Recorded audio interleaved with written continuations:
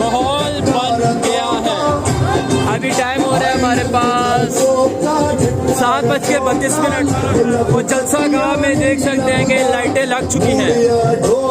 चांद रात का समा है। कल बहुत बड़ा जलसा होने वाला है।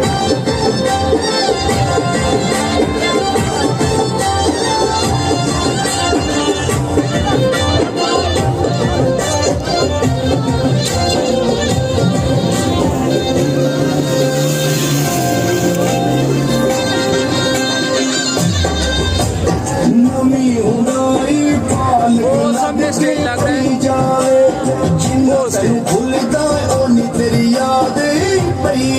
बहुत बड़ा स्टेज लगने लगा है। लेकिन देख सकते हैं ग्राउंड बड़ा है, लेकिन आवाम के लिए अभी भी ये ग्राउंड छोटा हो जाएगा क्योंकि आवाम बहुत आने वाली है।